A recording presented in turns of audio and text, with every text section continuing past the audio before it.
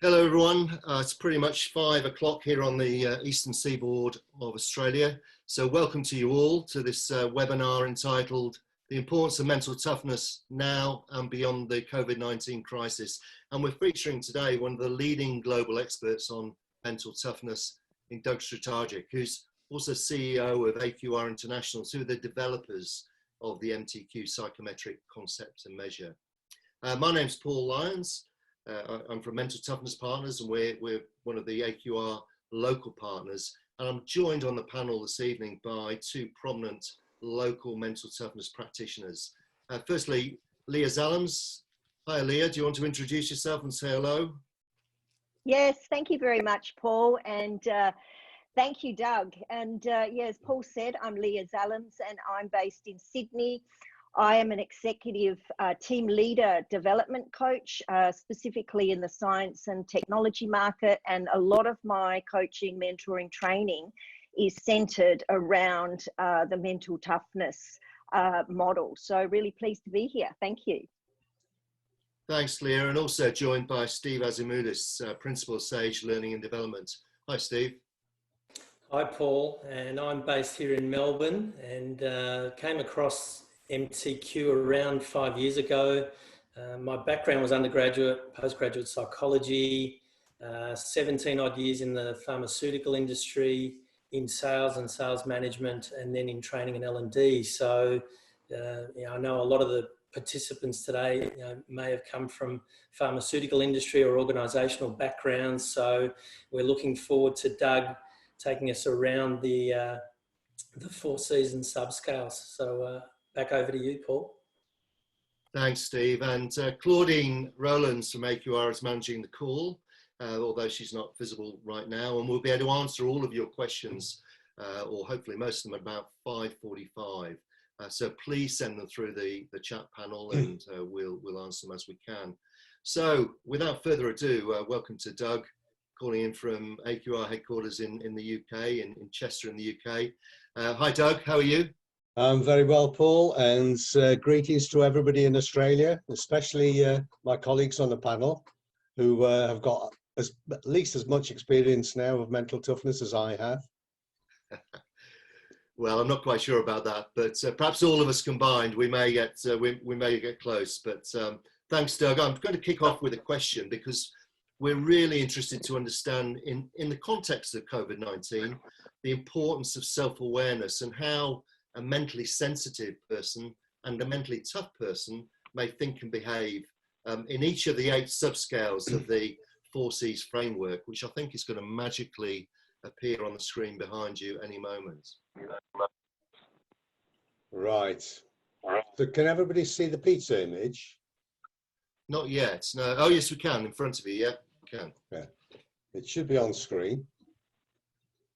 So, COVID-19, I think it's useful perhaps to put it into perspective a little. People think it's a once in 100 years event, and as far as viral infections are concerned, it is. But actually, what we're beginning to see is that people are beginning to put it into some sort of perspective. After all, in Australia, you've had fires, and you've had a lot of things happening that have affected a lot of people and created a lot of trauma. You've also had floods. We've had floods here that have affected people. And you don't have to go back terribly far to, say, an event like 9/11, in New York. And in some ways, the impact of those events were at least as dramatic as what's happening now. But what we understand about mental toughness, and we have a nice formal definition, but the easiest way of understanding it is mental toughness is describing our mental responses to events. So when something happens, it's not our behavior that we're concerned with here, it's what's happening in our head. What are we thinking about? And that's important because we know that our thoughts have a big impact on our behavior. And of course, it's behavior that we see. This mad rush for toilet rolls is a result of something that has happened inside somebody's head. They panicked and they thought, I'm going to run out of toilet rolls, so they rush out and buy toilet rolls. But actually, there isn't a shortage of toilet rolls. it's what they imagine, it's what's happening in their head. So when you've got something like COVID-19, which is a big event, I'm not trying to downplay it at all, it's a big event for a lot of people. And so what we're concerned with here is, firstly, the immediate mental response to what's happening, and then to begin to try and think about what are the long-term consequences. Is this going to affect our mental responses in the medium and the long term? And we think it may well do. So first of all, we have the pizza image there. It's based on Peter Clough's 4 C's framework, which talks about control, commitment, challenge, and confidence. But actually the meat of the concept lies in the 8 factors that you see described there. So I'm just going to go very quickly around those, talking about how somebody might or might not be responding at this point in time. And the first one is, we'll start up in the top left-hand corner, we'll talk about life control. And this is where the sense of can-do sits. This is where people have this sense of, I can control enough of my life and circumstances to achieve what I want, or to be able to survive or even thrive.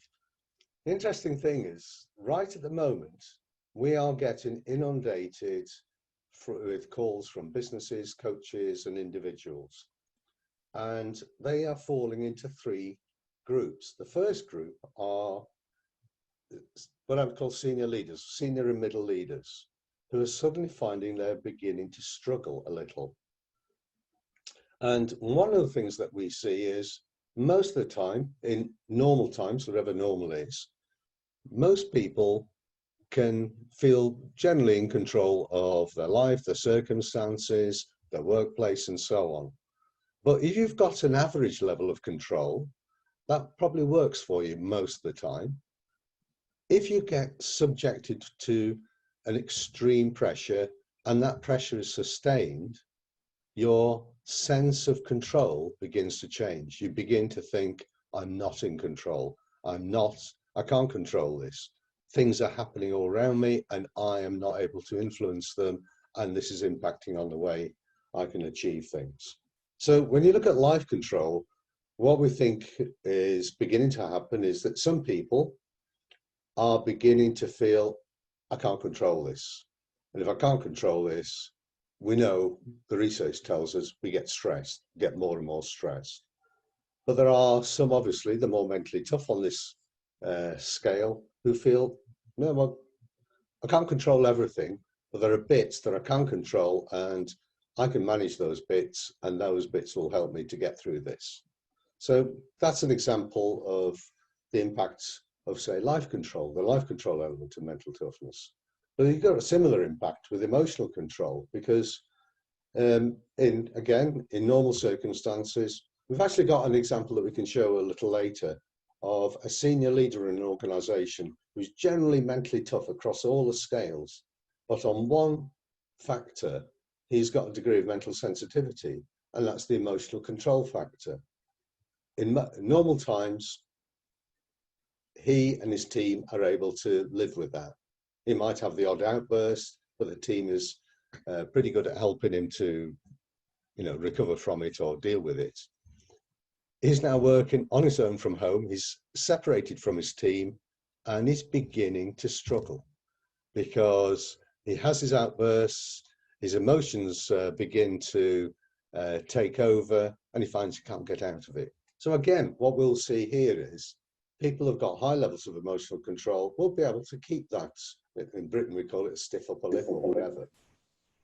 In the more mentally sensitive, they're going to struggle.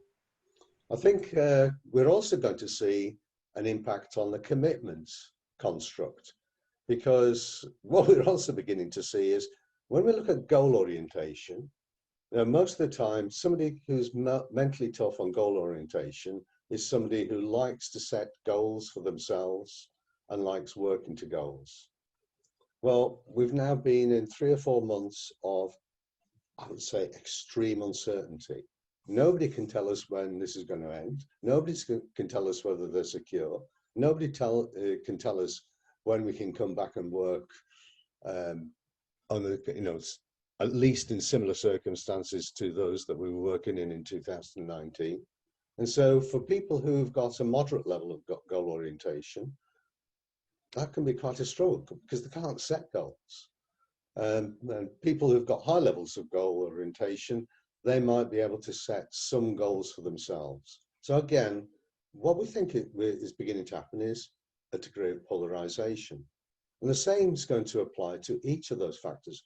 Risk orientation is very appropriate to the current situation because risk orientation is about how do I approach a major change? How do I approach a major setback? And this is what we're experiencing at the moment. So some people are looking at that and saying, well, that's it. That's the end. I can't see how we can work our way through this. I don't like it. Whereas others are saying, well, actually, I can see the opportunity in this. We've got a very good example here. Well, I think in every town in Britain and probably in Australia, one of the first group of businesses to be shut down in the COVID-19 crisis were bars, restaurants and cafes. And a lot of owners simply shut up and went home. Some realized, well, I've still got a kitchen, I've still got staff, people still want to eat. I'm going to set up a meal delivery service. And they're thriving, they're prospering. So those people who are, I would hazard a guess and say, are probably more mentally tough, they've seen and grasped the opportunity. Others haven't seen the opportunity, they've simply gone home and they're battening down the hatches and seeing if they can get through this. And then if you look at learning orientation, you're going to get a very similar effect because as we go through this crisis, there are lots and lots of things happening. And we know that some people will learn from what's happening and work out how to sort of survive and prosper. Others will simply shut down and say, I don't like this. I'm going to close my eyes until it's all over. And they're not really learning to adapt. And I think learning orientation is very, very important because one of the things that's, one of the positives you can say about a crisis like this is one of the best learning opportunities we have. We are going to experience crises all our lives. I was born in 1949. I have watched the Cuban Missile Crisis. I've watched the the oil crisis. In Britain, we had the ERM crisis when everybody suddenly went from moderately well off to incredibly poor. We have seen crises occur throughout our lives, and at an individual level, we have crises. It's very easy to be very fixated on what's happening with people who get COVID-19, but whilst all of this is going on, there are people having road accidents, families getting decimated, and so on. This is an opportunity for us to learn how to deal with the big setbacks in life. Some of us can do it, some of us don't. Those who don't will simply come out of this shell-shocked. Then, of course, it's not going to be difficult to understand that if you can't do anything about your situation and it's all out of control, it's going to impact on your confidence and abilities for some people. Some will obviously think, right, I've got the ability to do that, or they'll even say, I think I need to acquire some new abilities. And they will use this time period purposefully. They'll say, well, there was something I couldn't do. Here's my opportunity to learn how to do it. I'm going to build my abilities and build my confidence and abilities. Others will just say, I have no idea how to deal with this. This is beyond my capability. That's it. So that's a very quick skirt round the mental toughness framework. Quick, that took about 10, 12 minutes. But that's giving you a flavor of how the 8 factors and how the mental toughness concept can give us an insight into what is likely to be happening inside the heads of a lot of people. And there's going to be a number of consequences of that. It's not the only factor.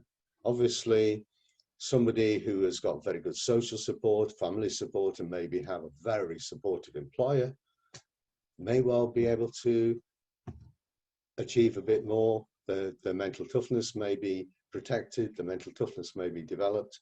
Others who haven't got those sort of things might feel they're drowning.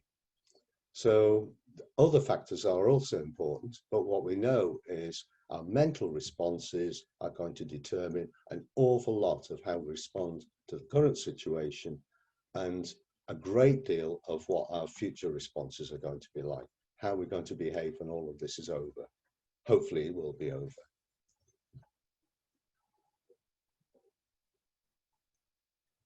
Thank you so much. Yeah, thank you so much, Doug. That was, yeah, an extraordinary, you know, round robin there, and certainly the polarization aspect I picked up on that you mentioned. And again, depending on where we are on this scale of 0 to 10 in each of these 8 factors under normal conditions, what happens in these higher than normal stress conditions. So I'm just wondering if you could speak, and I think what you're also bringing in is the inner world reactivity and the way that we respond to things, and our external world conditions.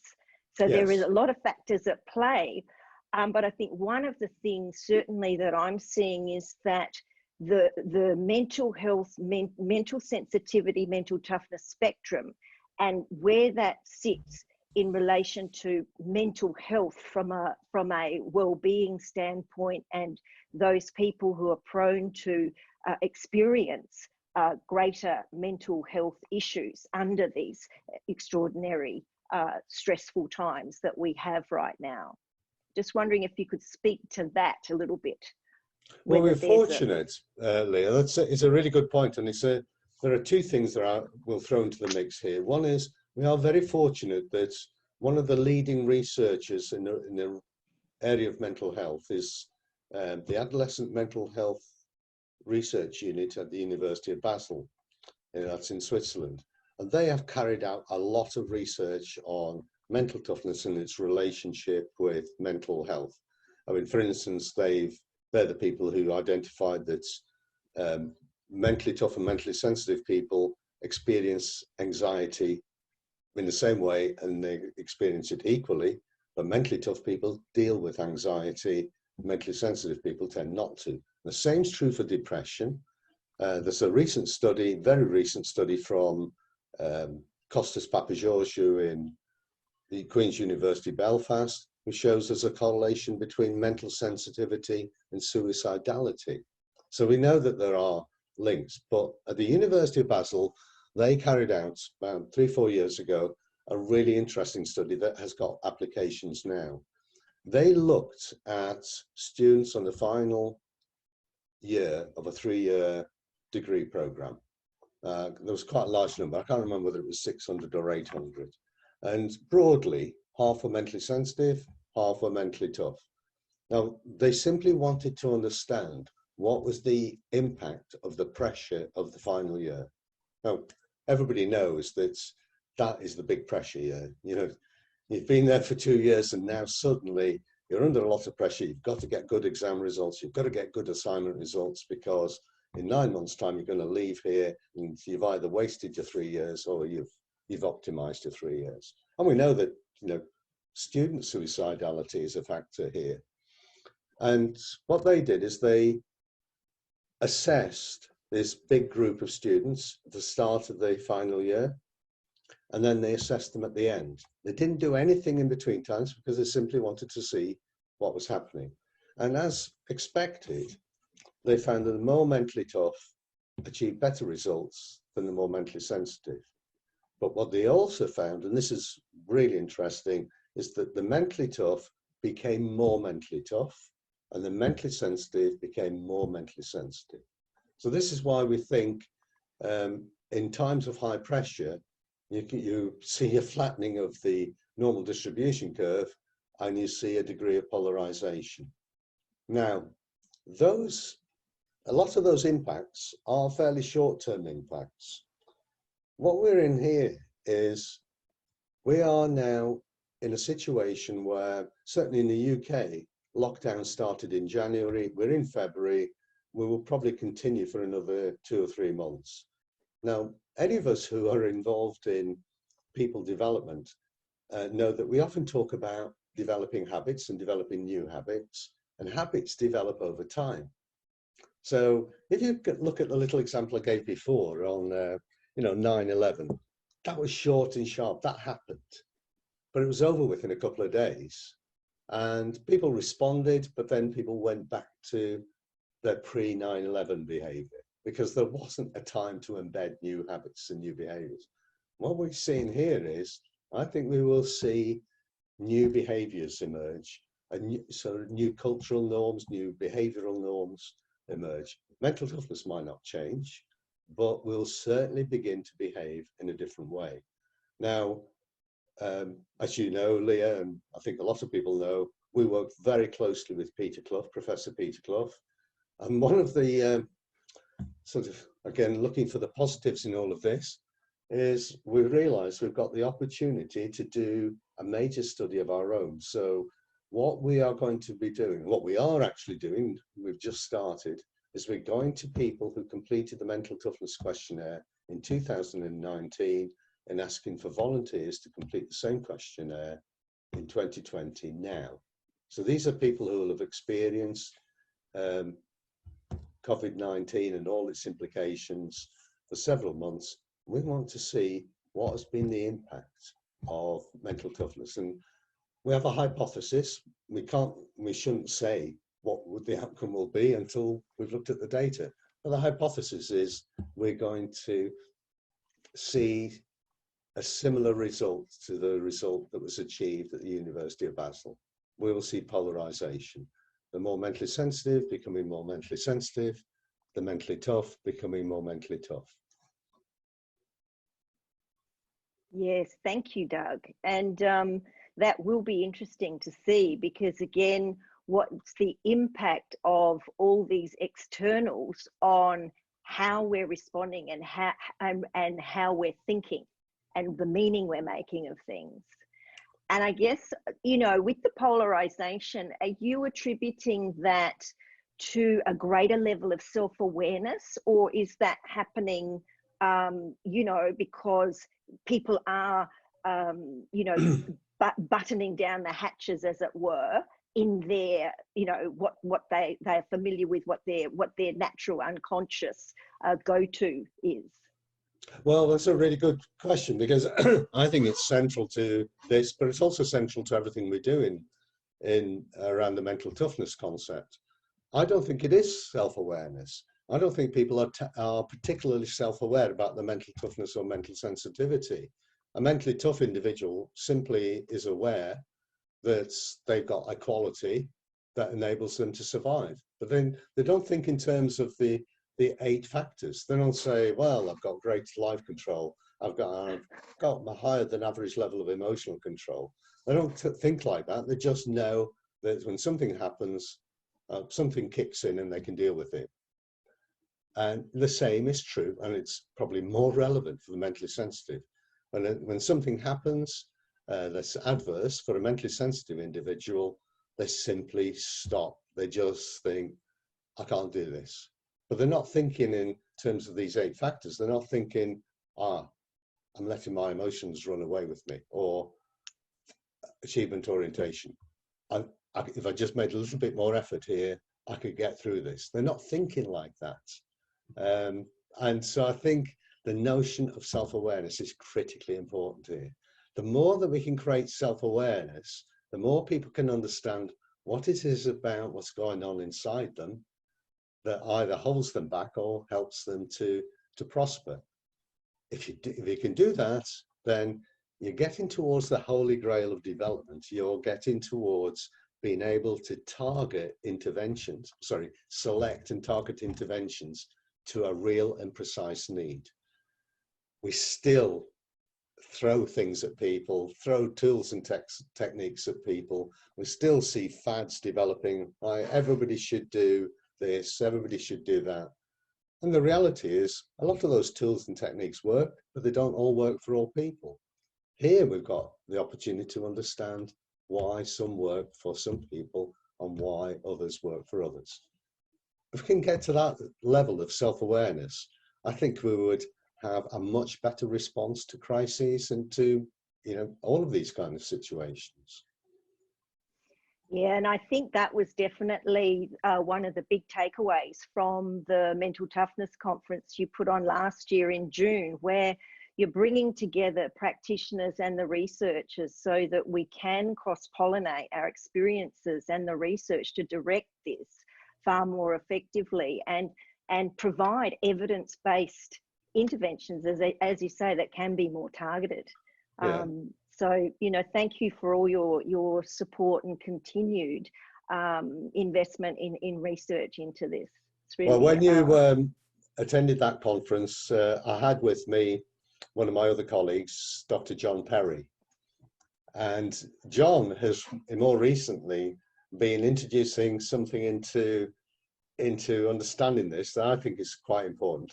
He's pointing out that if the mentally tough have got this sort of, let's put a magic quality, then if we are genuinely to try and help everybody to not only survive but to prosper, then there is actually a case for the mentally tough becoming part of the environment that helps the mentally sensitive to survive. In other words, if you've got mental toughness and you are flying through life, don't just do it for yourself, try to do it for some other people as well. There are other people around who aren't going to deal with events as well as you.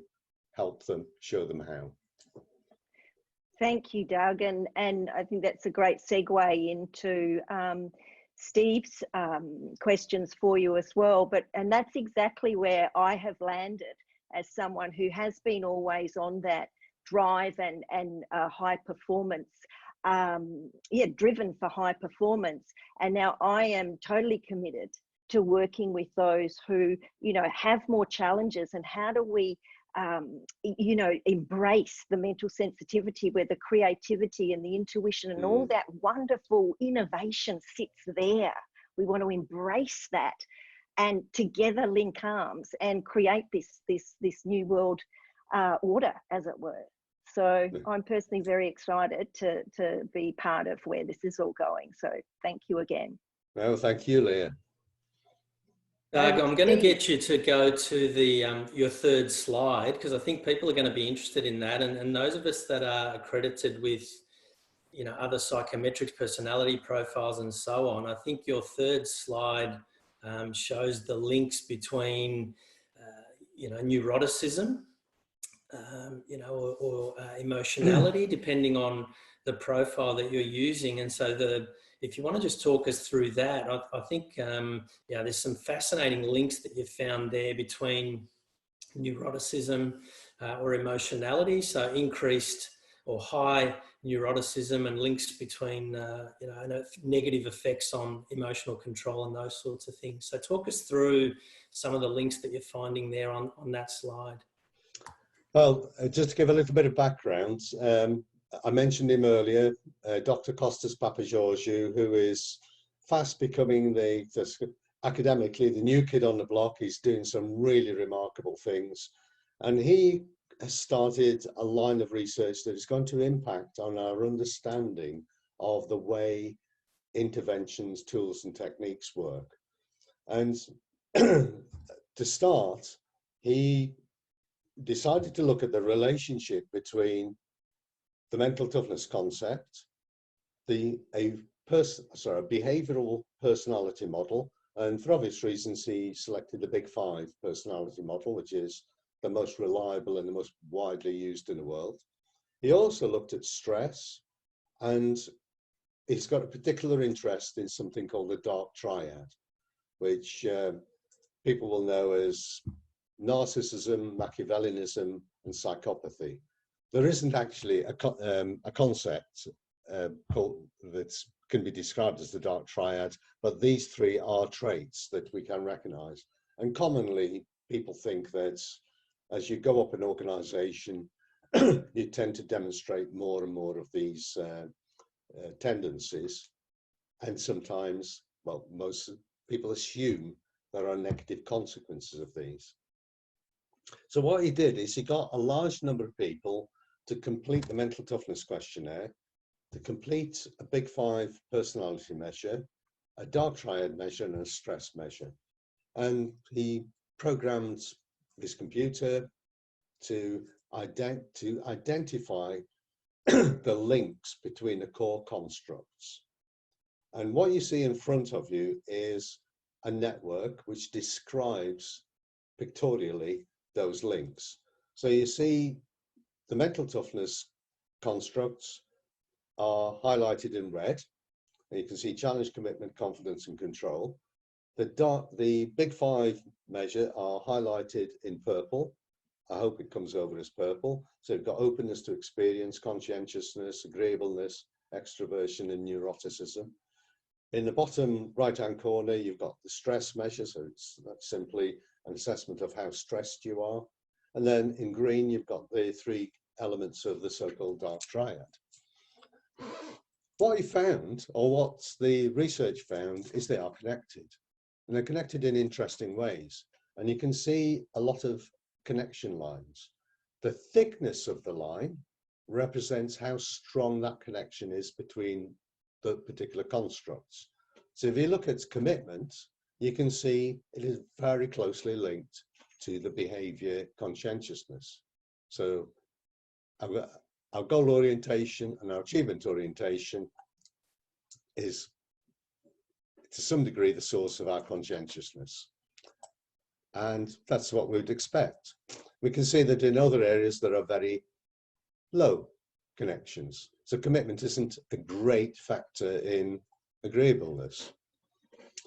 The colour of the line represents whether it's a positive relationship or an inverse relationship.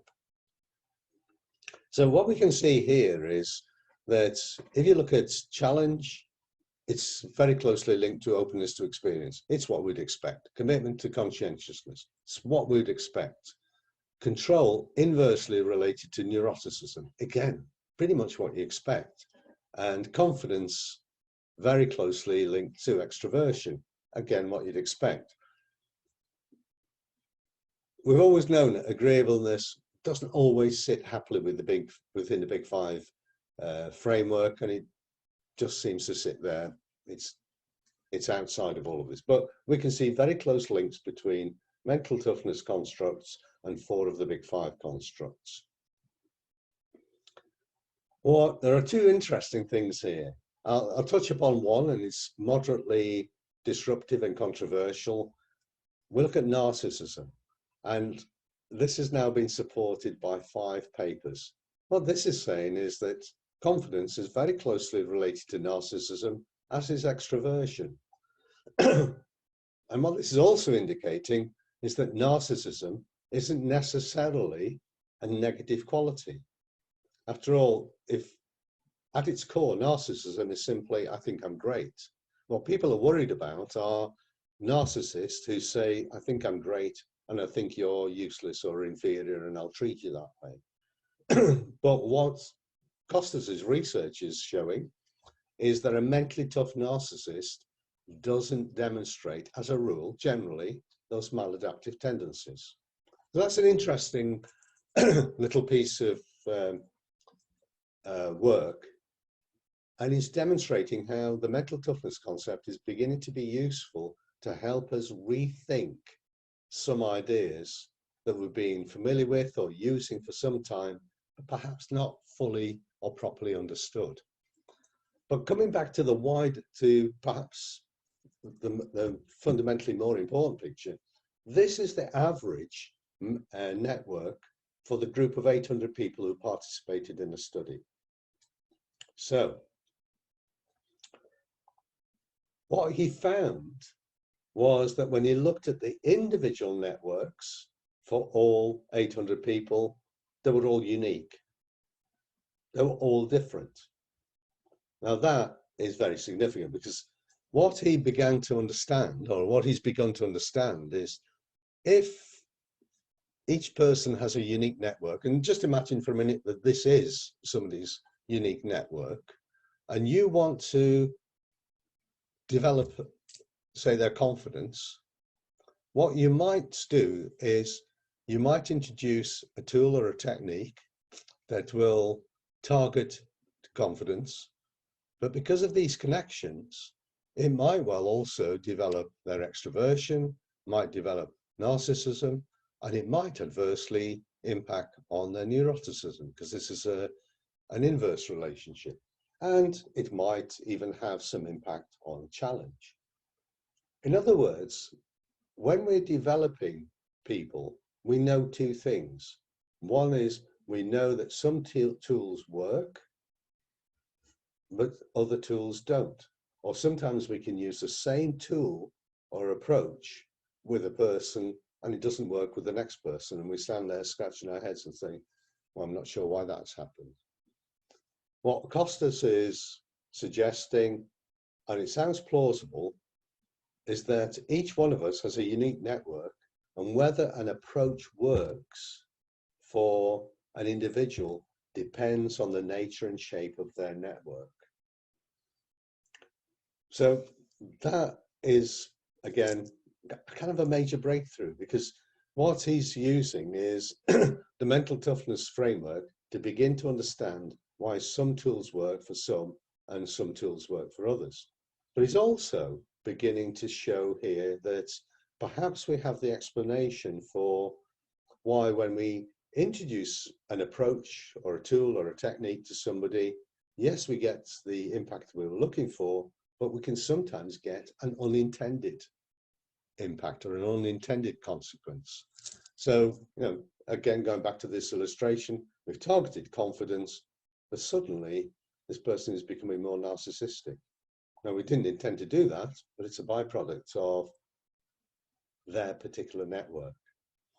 So, Steve, this is quite a big breakthrough, and in terms of the focus of research generally, it's now moving away from understanding the 4Cs framework and the 8 factors. We will come back to that, and we're always looking at how it can be improved. But that's what we've been doing for the past 18 years. We've been refining it, improving it. We think we've got it to a reasonable state. It's not perfect, never will be, and somebody will come along and add something to it, I'm sure, in the future and make it even better. To make it into a complete and practical concept, which is what we practitioners are after, is we need to understand how this connects with interventions. So this is quite an important development, because this is showing us where we might usefully explore the relationship between assessing somebody's mental toughness and developing their mental toughness, and how can we do that more effectively. But it seems that the underlying message is all development, whether it's training or coaching, has to be individualized. The day of one-size-fits-all training, especially for things like soft skills training, has got to be in the past. By throwing stuff at large groups of people, we know some of it sticks and a lot of it doesn't. Here we've got the ability to understand how to make it stick for everyone. I'm going to hit you with a future focused question, Doug, and it seems that restrictions are starting to ease and we're potentially going to come out of isolation. And Dan Pink wrote the book To Sell is Human a number of years ago, and I think selling and building relationships will be important, have been important during this isolation. So tell us a bit about how, crystal ball, tell us a bit about how you see this playing out. Will those high in confidence in abilities thrive? Who might thrive, post COVID-19? Well, I guess my crystal ball is going to be coloured by the fact that I am an optimist, and there's reasons for my optimism. As I said earlier, I've lived through an awful lot of crises. I was born in 1949, which is not very long after the Second World War.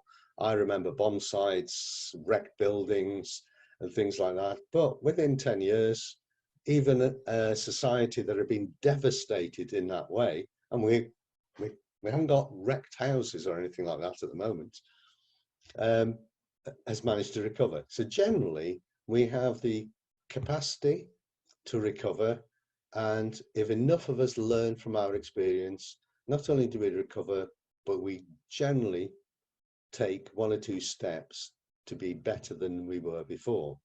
But it's not going to be a comfortable journey for many people, because again, if we understand this notion of mental sensitivity and mental toughness, the mentally sensitive are going to really feel the pain. And we can see that, if you look at other dramatic crises, for instance, there are areas in Britain which were dependent on 1 or 2 industries like coal or steel or something like that. And when those industries disappeared, whole areas became devastated. Those areas, even in a prosperous Britain, have never really recovered. So, and it's very difficult to help them to recover.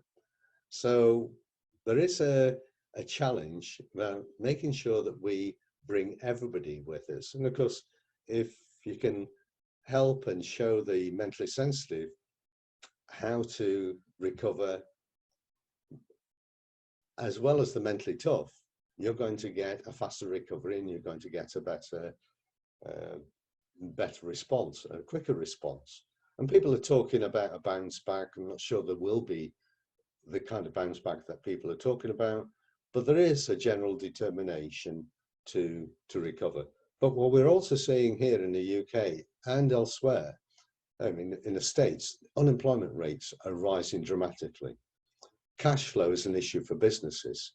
So even if a business is poised to recover and to start a business again, it might not always have the resources to be able to rehire enough people to get going.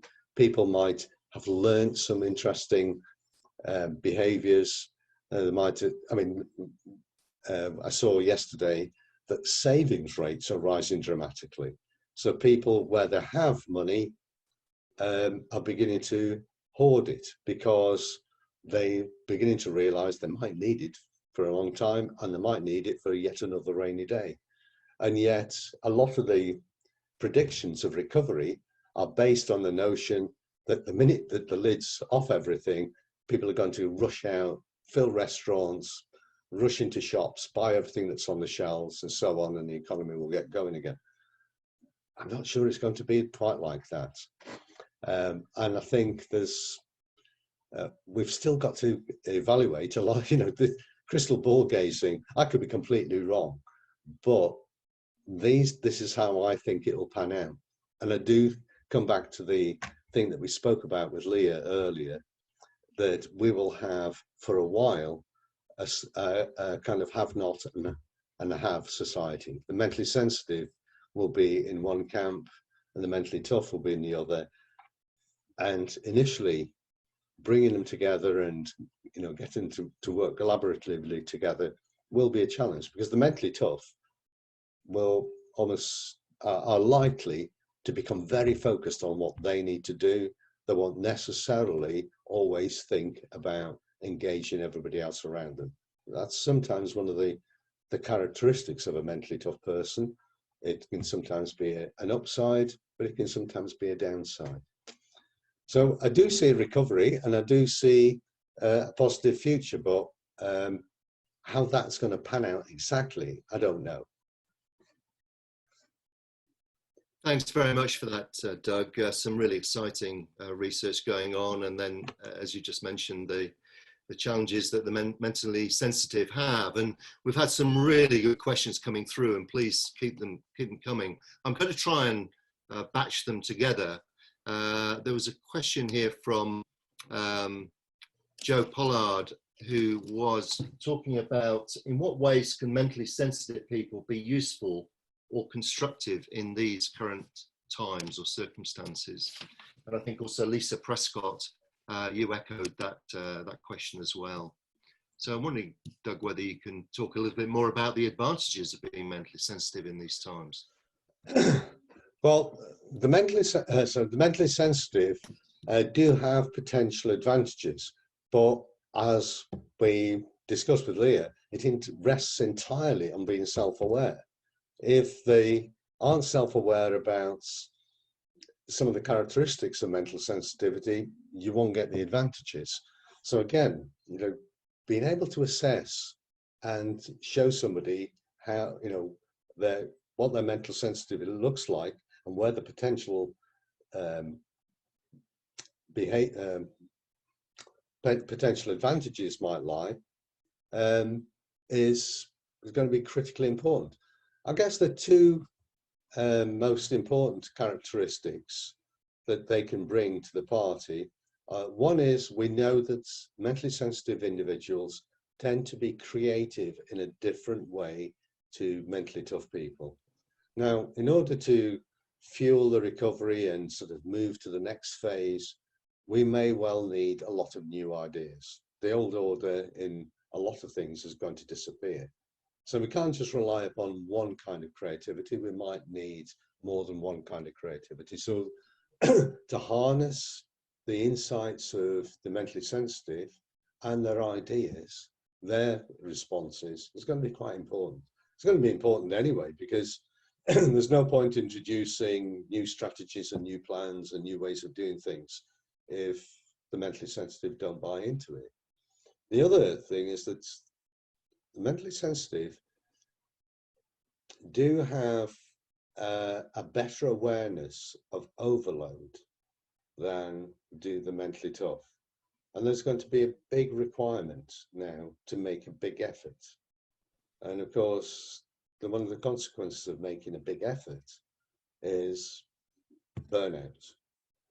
And but you need to listen to the mentally sensitive, because the mentally sensitive will be aware of work overload long before a mentally tough person will.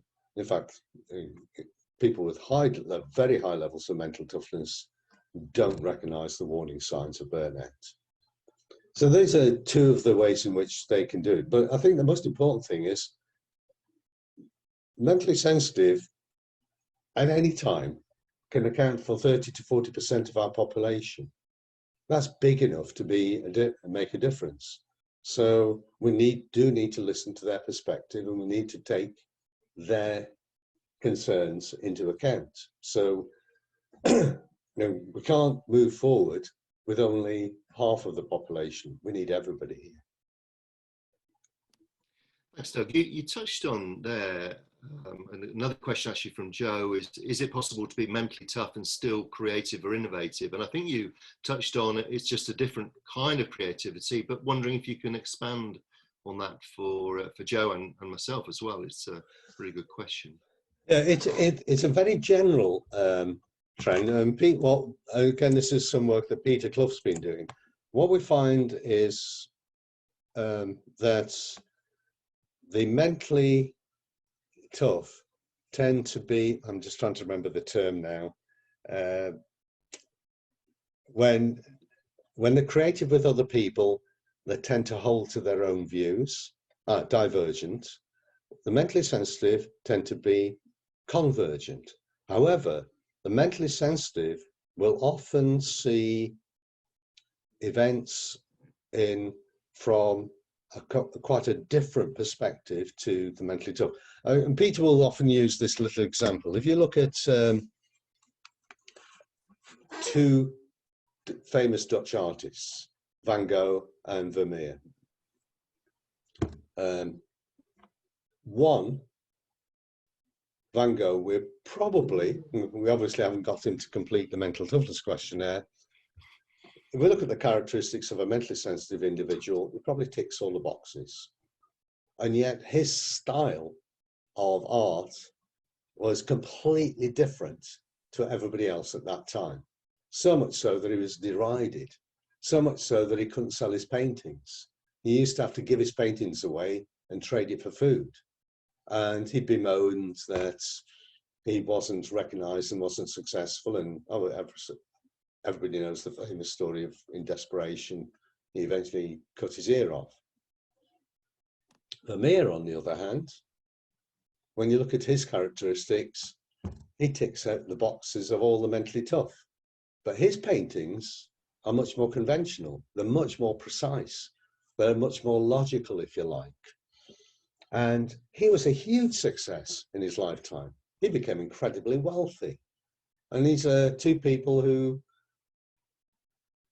were both Dutch artists, not exactly the same period of time, but they demonstrate the difference between mental sensitivity and mental toughness. But, you know, we have to temper that by saying not every mentally sensitive person is creative in the way that Van Gogh is, and not every mentally tough person is creative in the way that Vermeer is.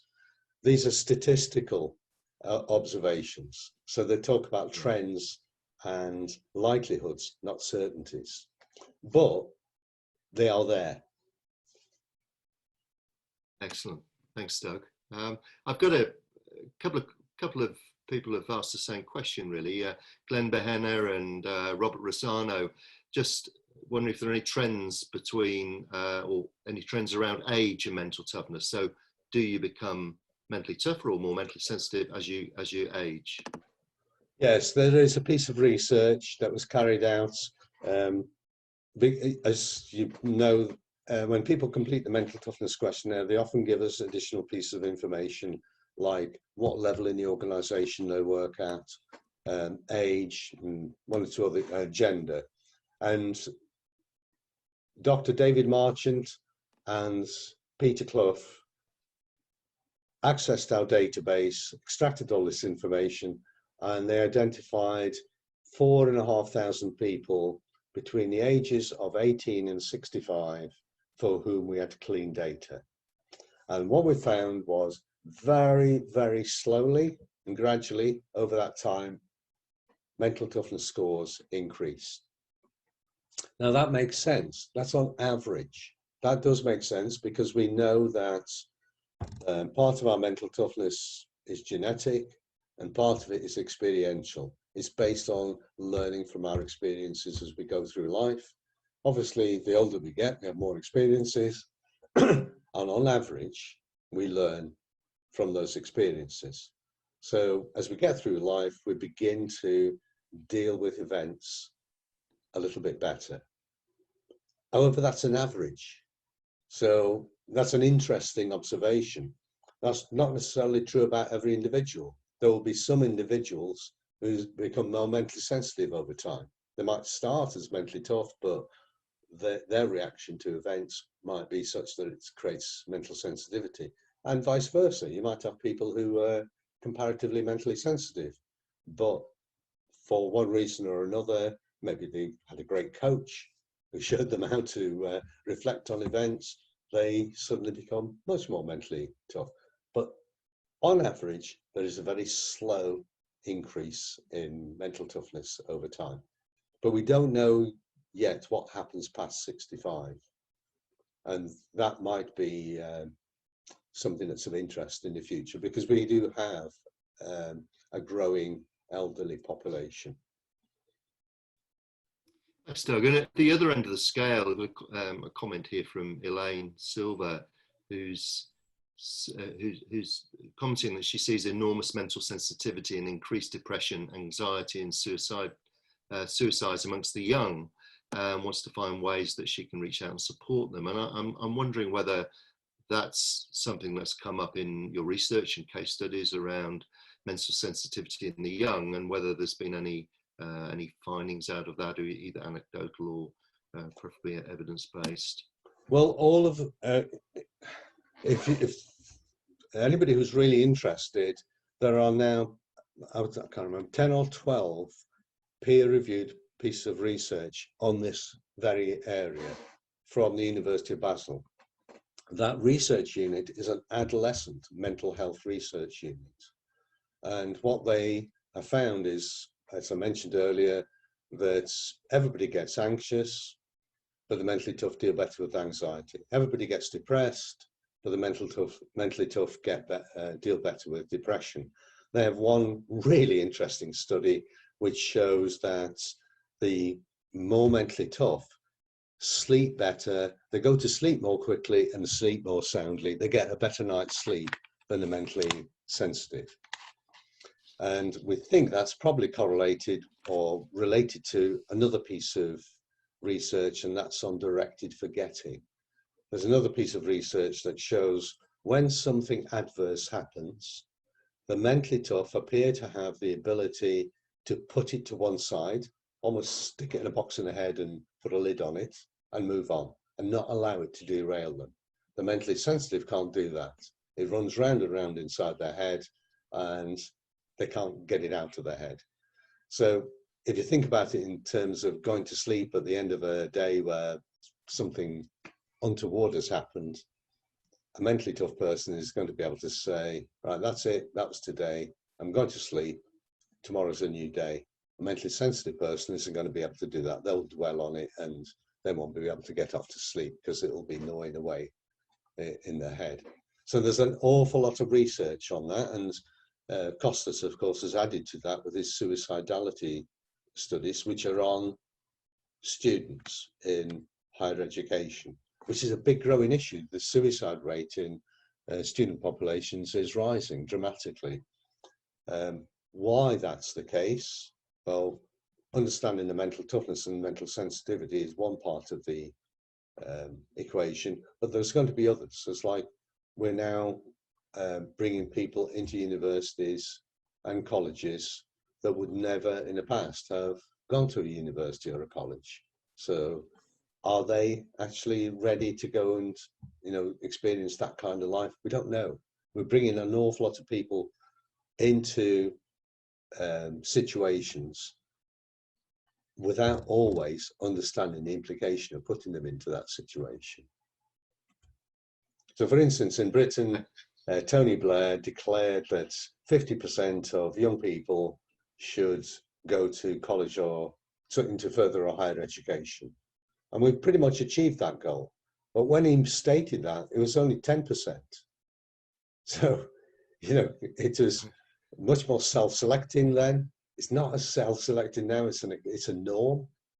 And people feel pressured to go to university, whereas before it was, I want to go to university. And yet, and there was also the issue of opportunity. I mean, there was less opportunity to get to university, and what's happened is created more opportunity for people.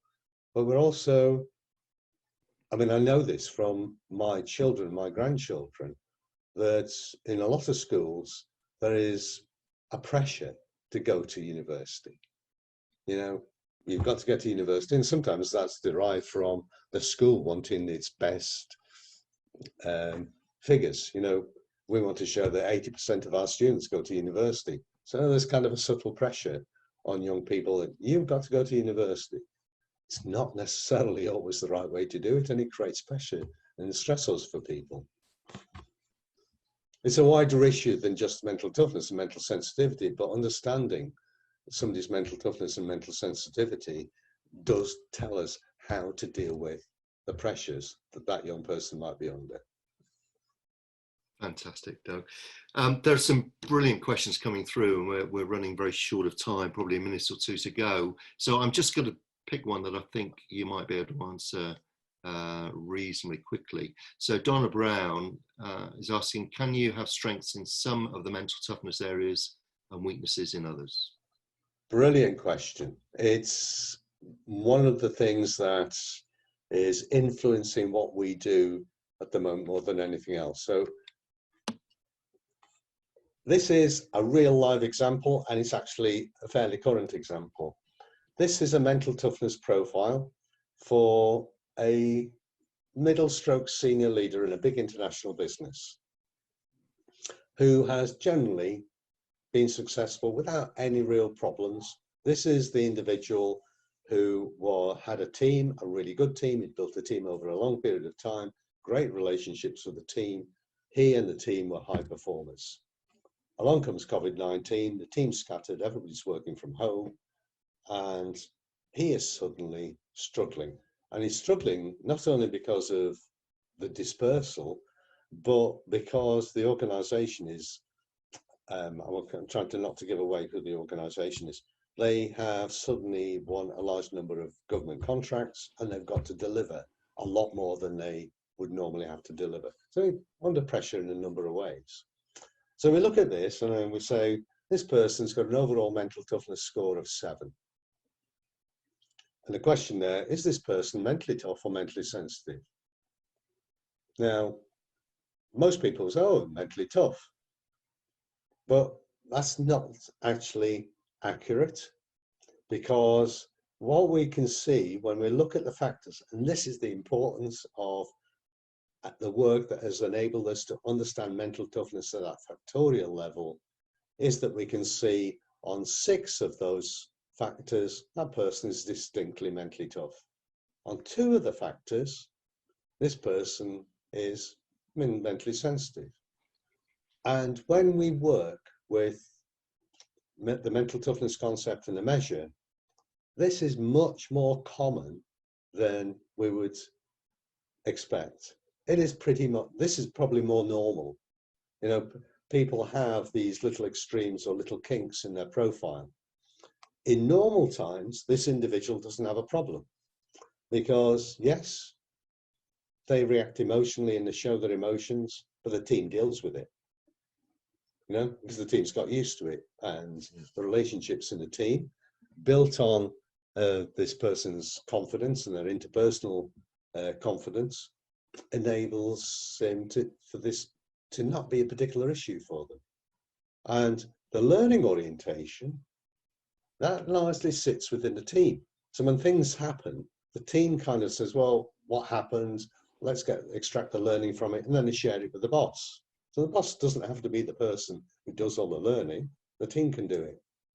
Now this person is disconnected from his team. So he's sat in a house by himself and his emotions kick in. It's nowhere. He just allows his emotions to overcome him. He has nobody to help him moderate his emotional responses.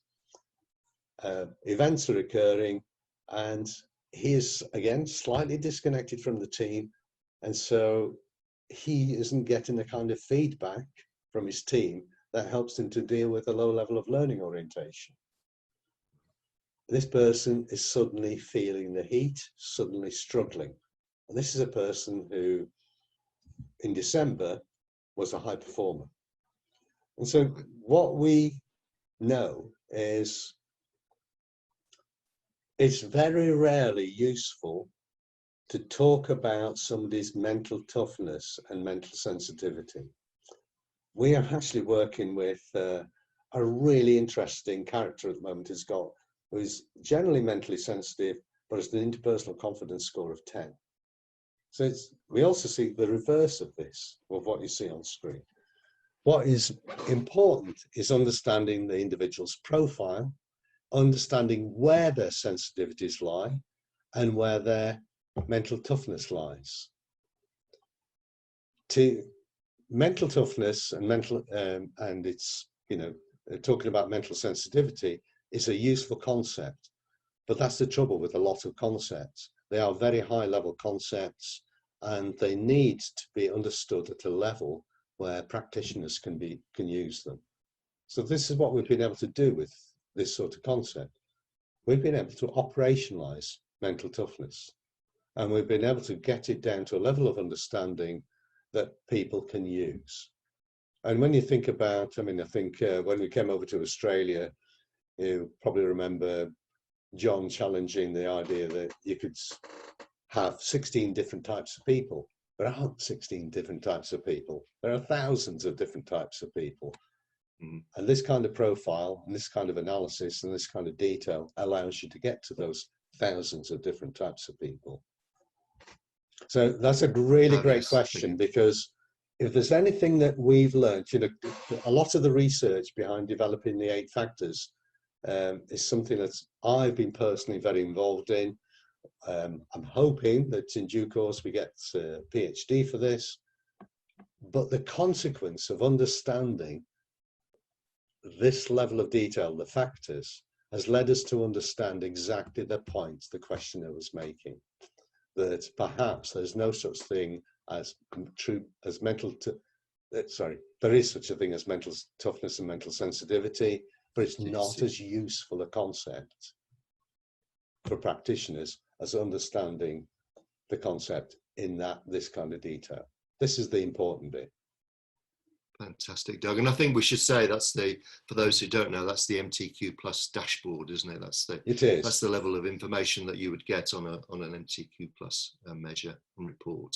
Yeah. So Doug, thank you. We've run over time, unfortunately, so if I can just draw everything to a close, sadly, but thank you to everybody who's tuned in for joining us today. I hope you found it as interesting as we did. If we haven't answered your questions, and there's quite a few unanswered, we'll do so over the next few days. If you're interested in mental toughness and how to measure it and develop it and some of the concepts that Doug's talked about today, please contact either Leah, Steve or myself, and we'd be obviously happy to help you in terms of developing mental toughness for yourself, for your organisation. So thank you to Leah, Steve, Claudine for managing the call, and then just a huge thank you to the star of the show, Doug Strycharczyk. So thank you, Doug. That was a special presentation as always, and I hope you have a good day today. Thank you, everybody, and hopefully talk to you soon. Yeah, and thank you, everybody. Thank you for some great questions, and thank you for your time and listening. Thanks, Thanks, Doug. Doug. Thanks, Paul. Yeah. Thanks, Leah.